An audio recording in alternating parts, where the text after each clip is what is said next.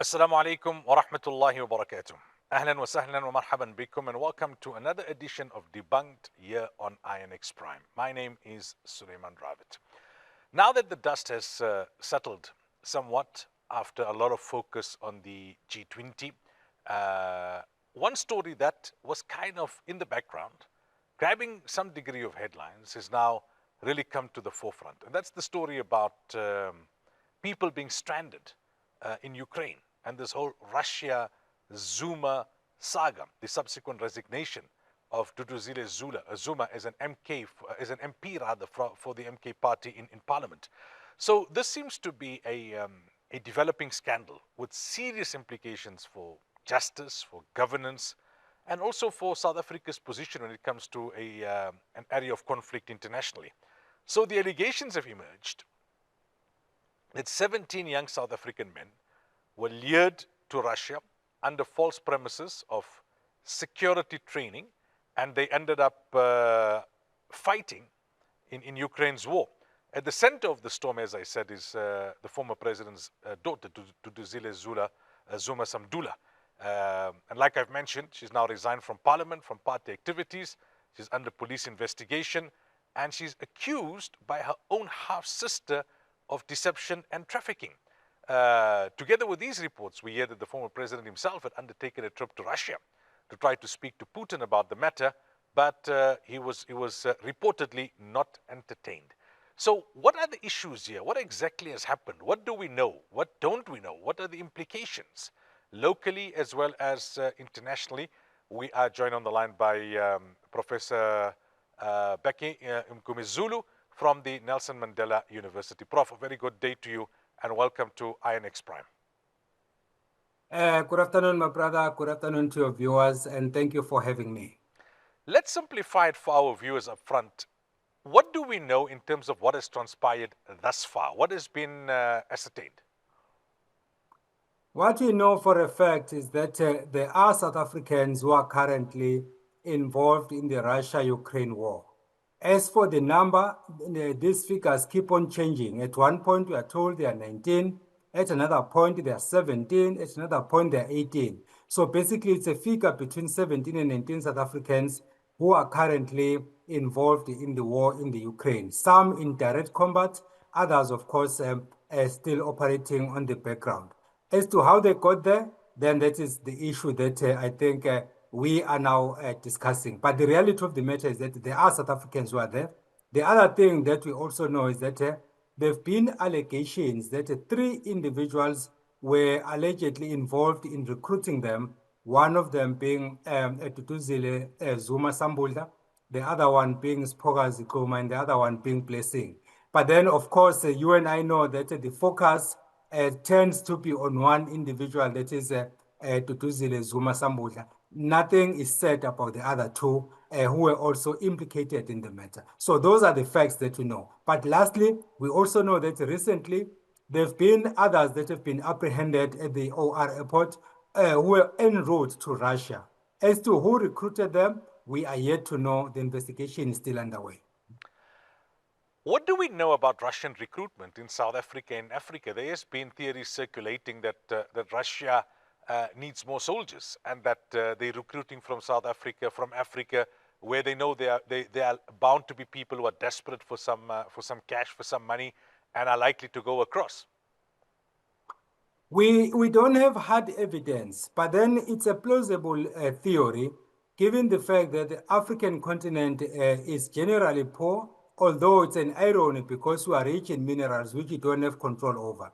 So it's bound to happen then if there are prospects of people getting employment, given the unemployment rate in South Africa, for instance, that is so high, and then given poverty that is devastating the entire continent. So there are prospects that whenever an opportunity presents itself, many Africans are bound to take that offer and then go to the war.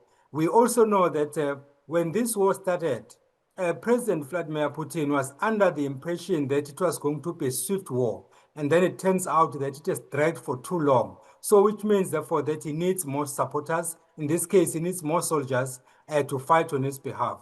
Because the soldiers that he had, which he thought was going to quickly take over Ukraine, that did not come to fruition, and therefore he can mobilize in any way possible. Africa being one of those places. There could be other countries involved, but then of course the continent of Africa is the prime suspect on this, given the reasons we've just put forward. What does the law state, Professor? We know that this is not a new phenomenon, in that there were many reports of South Africans going to serve in the Israeli Defense Force, in as far as the genocide in Gaza is concerned. Years back, when America invaded Iraq, I remember the term very clearly. They used it. They used the term "dogs of war," mercenaries who were basically paid from South Africa to go and fight, and other parts of the world. What does the law say in terms of fighting in a war elsewhere on the planet? One. Two, if indeed they thought they were going for security training or to provide security services, maybe go to Russia and provide your services as a bodyguard or as a security official for some high-profile person, is that allowed by law? No, basically our law is clear. You can only send soldiers out of the country if you are the sitting president. Either invoking Section 84 of the Constitution, which empowers you to deploy soldiers, or in an emergency situation like we did in 1998 in the case of Lesotho, and then the same year also in the case of the DRC.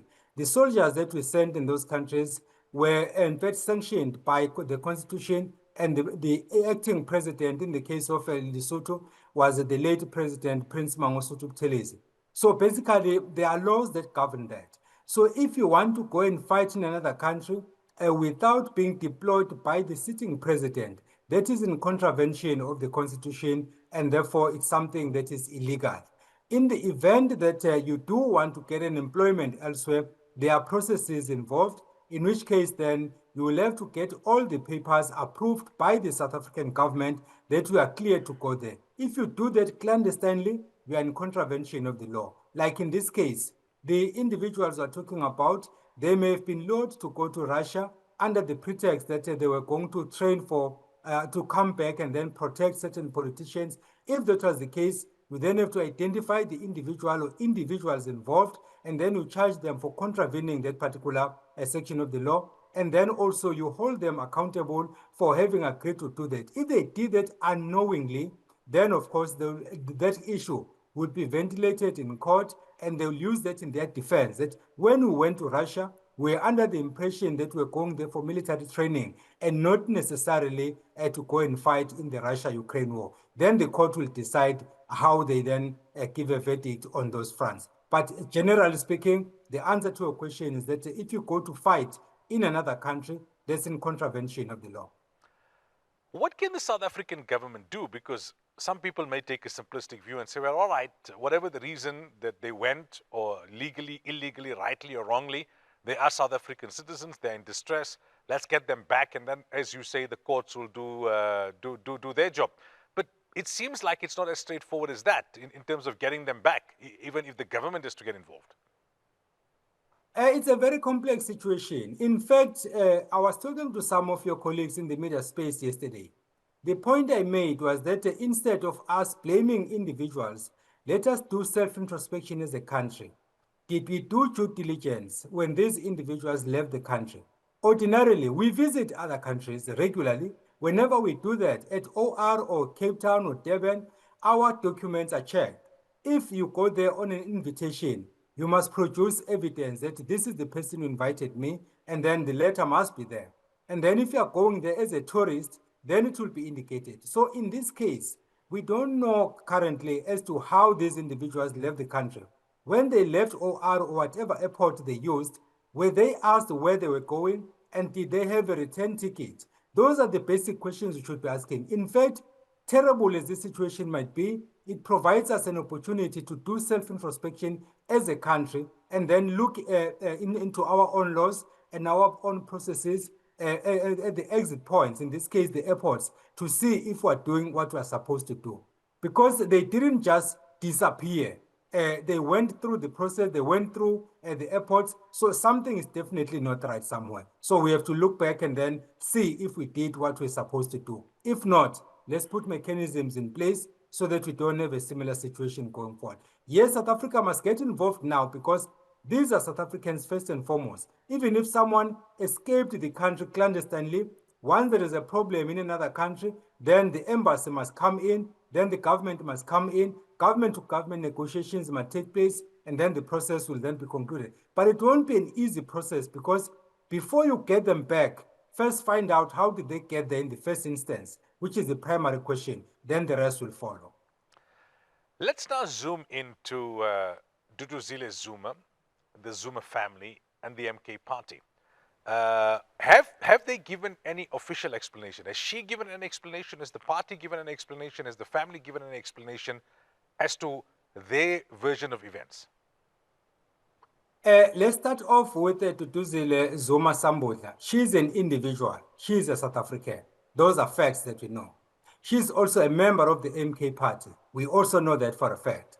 So when allegations started surfacing, ironically coming from her own sister, Bonganeni Zuma Mngomezulu, she's the one, in fact, who laid charges against her, and the other two I refer to as Pogazi and then Blessing. So then she said that these are the people who lured these South Africans to go and fight in Russia under the pretext that they were going to undergo military training. So then after that, when the news spread that Dudu Zuma Sambula was involved, she then took a decision to resign from parliament as the member of the MK party because she wanted to clear her name. And I understand that she wrote a response or responding papers indicating that she had nothing to do with this.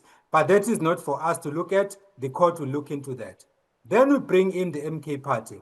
The MK party knew about these allegations, and then what they did, they convened a media briefing where the chairperson of the party, Nkosinathi Nhleko, and then, of course, other members of the party were there to try and present their side of the story. From the public statement they read, they said that they have nothing to do with this, with the departure of these individuals, and they also have nothing to do with what Dudu is accused of. And in fact, they went on to say, even in her response papers, at no point did she drag the party into the conversation. So as far as the MK party is concerned, I told the nation that it is not involved in the recruitment process, and therefore it must not be included in the discussions that are underway because it has nothing to do with it. Until we get evidence to the contrary, we are bound to believe what they say. Then if a new evidence surfaces, then we'll take it from that point onwards. But at the moment, that is the situation as we know it. So, as you correctly mentioned, Prof, right, Dudu Zile is a legal person in her own right, and she's a South African citizen. And what she does does not necessarily impact on the party technically and legally, and that's what the party has said publicly, and those are the facts. Politically speaking, though, considering how the MK party has been operating, they don't really operate like your conventional political parties with policies and processes and procedures. It seemed quite often in terms of developments within the party that father and daughter largely decided what would happen within the party and how things would flow, even with high-profile individuals within the party like Floyd Shivambu and even former Judge Hlophe. Considering that, do you think there's some basis from a political analysis perspective to explore the possibility that there may be a link here in terms of why Dudu Zile is implicated? There are theories circulating that there could be money involved, that perhaps Zuma's historical relationship with Putin resulted in some funding for the MK party, and the favor had to be returned by securing services of individuals who are willing to go across and then to serve in the army. There are two issues, my brother. The first one, we have to distinguish between facts and theory. The facts that we know is what we have just pointed out, that former President Zuma has good relations with President Vladimir Putin of Russia. That is a fact. And it comes from history because when you look at relations between South Africa as a country and Zuma having been the former president of the country, there have been good relations between South Africa and Ukraine because some of our soldiers, in fact, trained in Ukraine when it was still part of the Union of Soviet Socialist Republic. until Ukraine then obtained its political independence. Some of our soldiers, most of them being MK soldiers, they trained in Russia. So that is why, from a government perspective, we could not take sides between Ukraine and Russia because we considered both of them to be our friends. In that context, then, Zuma as an individual has relations or close political relations in Russia, has close political relations in the Ukraine. But the difference with the Ukraine is that there is an understanding that Ukraine is being used by the West to provoke Putin. You recall that Ukraine's decision to apply for membership of these Western bodies, including NATO, is because the US wants to have a closest ally to Russia. And then Russia could not take that, and then that is why Putin decided then to attack Ukraine. But as for President Zuma, yes, we know that there are those relations. But then the theory is that is the one that you just alluded to, where people are saying that Dudu Zuma Sambodla is the one calling the shots. That is a theory because we don't have empirical evidence to support it. People are assuming that by virtue of her being a daughter of the former president, and the president who is currently the president of the MK party, therefore, whatever decision that is taken is decided by her. At one point, in fact, I was talking to some of your colleagues and I said it undermines Zuma as an individual and as a politician because it's as if now he can't take decisions. Decisions are taken by her daughter, which I find very hard to believe. So basically, but that is something out there, and then people are entitled to their opinions. One thing I know is that until now or to date, the MK party has not convened a conference, an elective conference, but they do have an interim structure. And that is what happens with all political parties. The same happened with the EFF, for example. It ran on an interim structure until it went for an elective conference. And then the MK party is going that route. And currently, it does have its own policies, but then those policies have not been approved at a conference. It also has an interim leadership structure at a national and then, of course, provincial and then down to the local level. They do have those structures in place. The only difference is that they've not convened a conference where they will elect a structure that is going to be in place for a lengthy period. So these allegations will always be there. The theories will always be there, but we must then focus on the facts that we know that in fact can be proven even in a court of law. And then we focus our attention on those.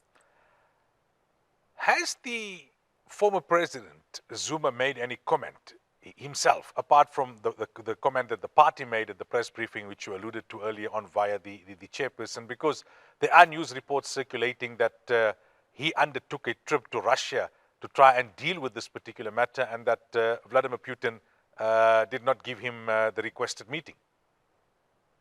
To the best of my knowledge, I've not seen any comment from former President Zuma. As a matter of fact, I didn't even expect one.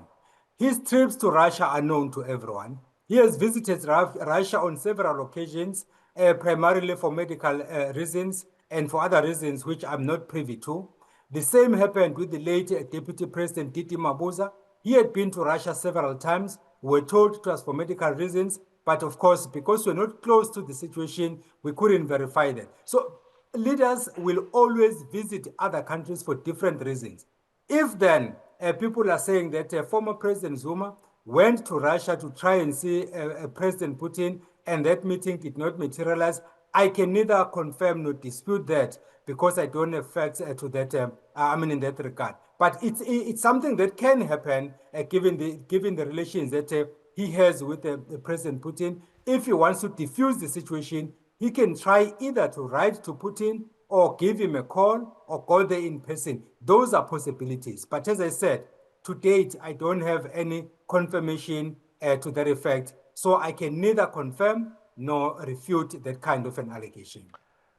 Whilst we await, the facts to be established, and that can take time, it can be a lengthy process depending on how things unfold.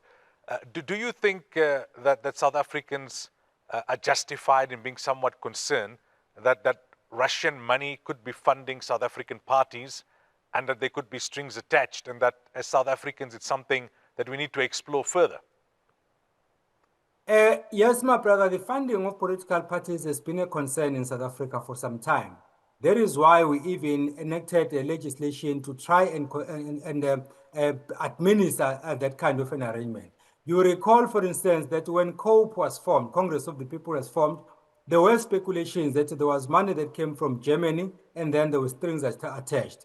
And then, of course, you know that all political parties, in fact, they do get funding, some from within the country, others from outside the country. So then if we want to tackle that particular issue, it will be unwise of us to do it in a piecemeal fashion. We just have to come up with a legislation that if a political party gets funding from outside the country, these are the rules that should be followed. These are the steps that should be followed as a matter of principle. Because if we do it on a case-by-case basis, we are going to, to miss the boat. So in this case, we're talking about the MK party and the possibility that they might have gotten financial support from Russia, an issue that still has to be ventilated. But then tomorrow we'll be talking about another party, like I've just mentioned, COPE. There could be many other parties. So my view on that matter is that instead of us doing it in a piecemeal fashion, let us do it holistically and then come up with legislation and then legislate what needs to happen. Because obviously, those of you who understand English better than I do, because English is not my first language, they will tell you that he who pays the piper calls the tune. So once I give you money, then I might expect something. I know that, for example, in the academic space where I am, when I write about the marketization of higher education, you find that our institutions, academic institutions, will get funding from outside, but there will be strings attached. So moving from that premise, then, I cannot dispute the fact that when political parties get funding from outside the country, there is a probability that those funds would come with the strings attached. And that should not surprise us, because even when we get money from the IMF and the World Bank, they will come up with structural adjustment policies telling you this is what you can do with the money and nothing else. So that is a fact.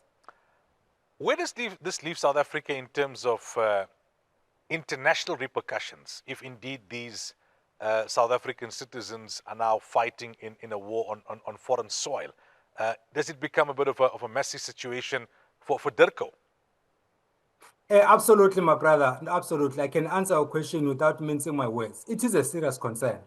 DIRCO must attend to this matter as a matter of agency, which is why then I'm saying that if they want to address it, they must not do it in a piecemeal fashion, because it's a serious matter.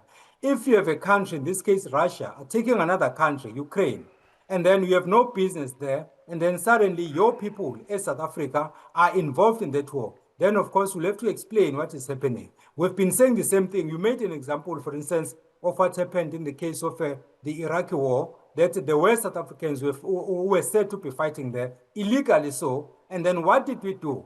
In a way, the Russia-Ukraine matter should be asking us to go back and then ask ourselves very pertinent questions as a country. Did we learn anything from the Iraqi war? If there were South Africans fighting in that war, what did we do? Did we enact any legislation to prevent something similar from happening? If we didn't, why?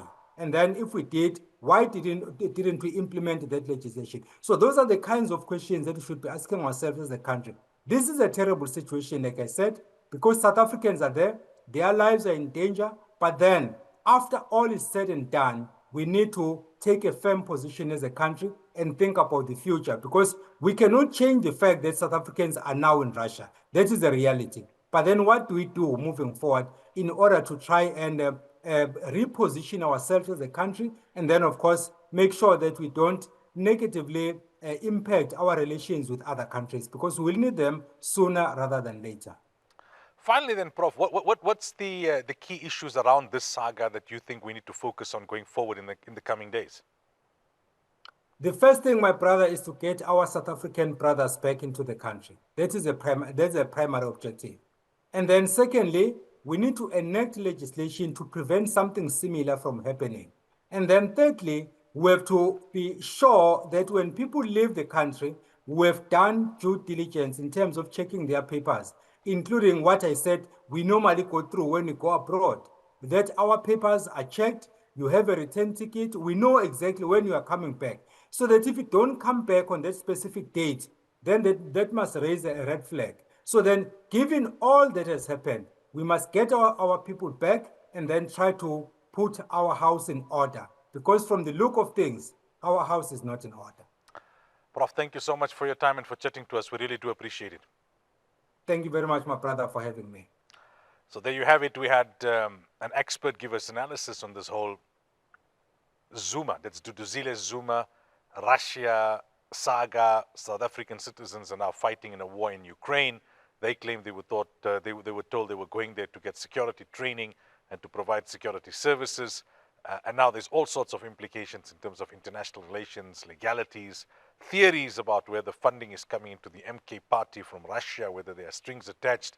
Well, we know what the facts are. The Prof outlined that quite clearly. We know what the theories are, and theories are theories. They need to be tested.